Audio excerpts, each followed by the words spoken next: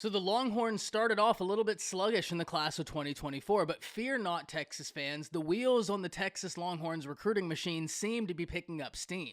And today, we need to break down and talk about the newest addition for Texas's 2024 recruiting class, an interior offensive lineman from the state of Texas that ranks among the best high school football players in the nation. And of course, today, we're talking about four-star interior offensive lineman Daniel Cruz and what this commitment means for the Longhorns. Before we can jump into all of this, y'all know the drill. I have got to hear from you.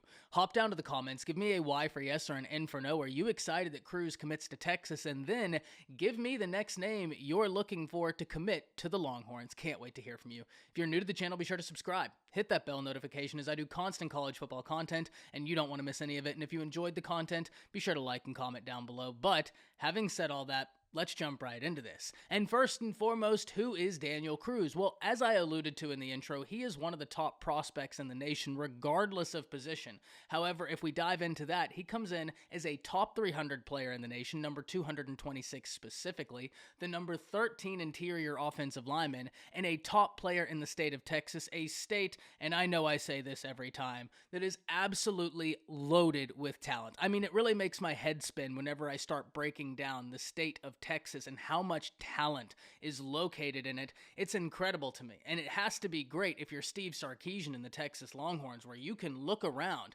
and throw a stone and hit 4, 5, 6 blue chip prospects because there's so many in such a close proximity for Texas. So I think that's awesome if you're a Longhorns fan. But specifically, what does Daniel Cruz bring to the table? Well, he stands 6'3", 295 pounds, and he is a ferocious offensive lineman. You can find and notice a trend whenever you start diving into the offensive lineman that Kyle Flood has taken. There's a ferocity to them, but there's also a level of technique that he likes, and I think Daniel Cruz fits into this mold. This is something we talked about the other day whenever we broke down the 2 additions Texas got out of the weekend. We talked about Tashard Choice and how he is a name college football fans everywhere, not just Texas fans. College football fans everywhere need to know the name Tashard Choice.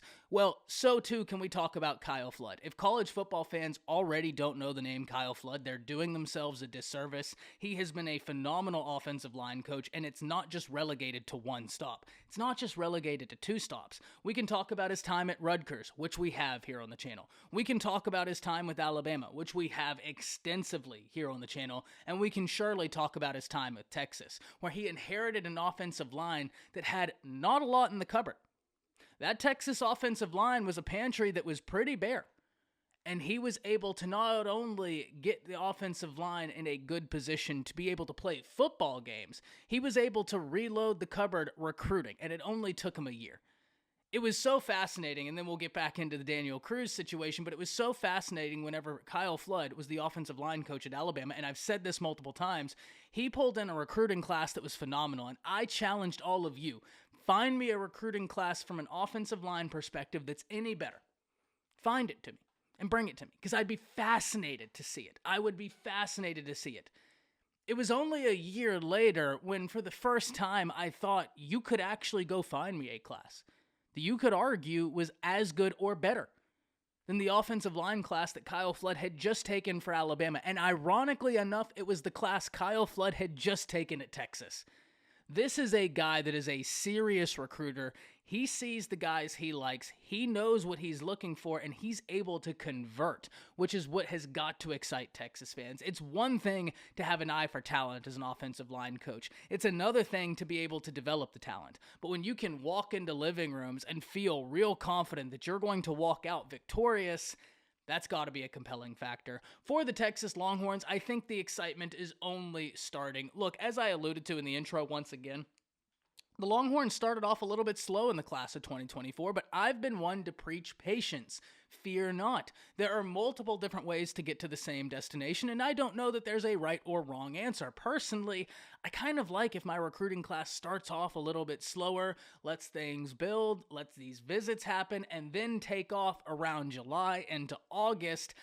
I like that because guys that are already committed, guys that committed early, if you can get them on campus for a game, well, you might just be able to flip them because of recency bias. Because in recruiting, there's punches and counter punches. And in my opinion, the best place to be in recruiting is counter punching.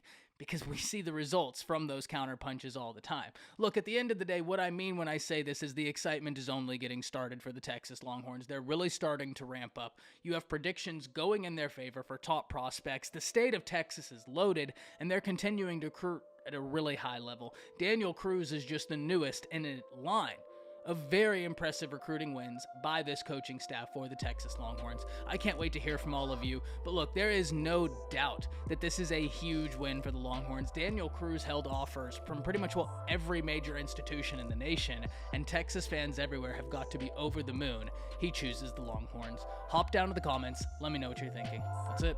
See ya.